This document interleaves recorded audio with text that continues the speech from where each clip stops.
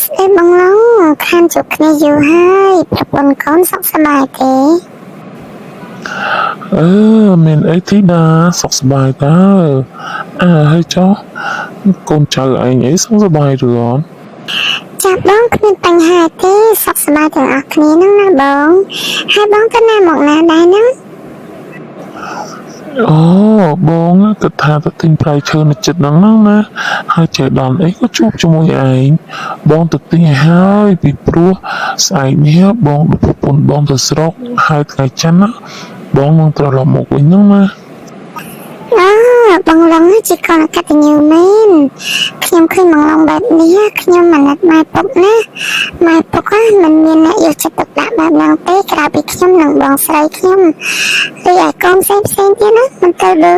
ដូចជាប្រងើយកន្តើនឹងគាត់ខ្លាំងណាស់ហើយដូចនេះហើយណាខ្ញុំតែងតែនៅចិត្តគាត់ជានិច្ចខ្ញុំមិនទុកគាត់ចោលនោះទេឯងនិយាយបានល្អមែន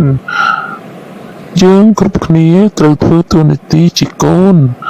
យើងត្រូវដឹងតួនាទីនិងភារកិច្ចថាយើងត្រូវធ្វើអីនោះអ្វីនឹងល្អប្រសើរមិនមានការខូចចិត្តមិនមានការគុំគួនមិនមានការខំសបានឹងគ្នាហ្នឹងណាបងមើលហើយឯបងប្អូនខ្ញុំវិញណា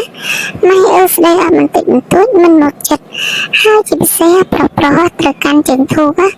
មិនមកដែលអត់ធូបមិនមកដែលទិញប្រាក់ណាសែនងាប់តែខ្ញុំនេះកូនស្រីហ្នឹង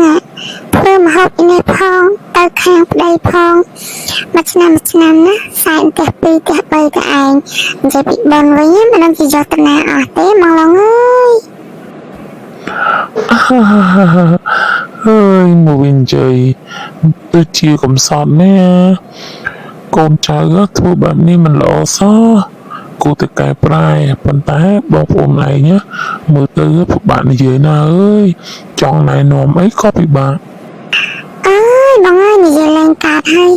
ខ្ញុំមិននិយាយឡើងបានហើយតាមតាណាទៅជីវិតអ្នកណាអ្នកនឹងធ្វើនឹងគិតគូរទៅធ្វើមកទេបាននិយាយមិនបាន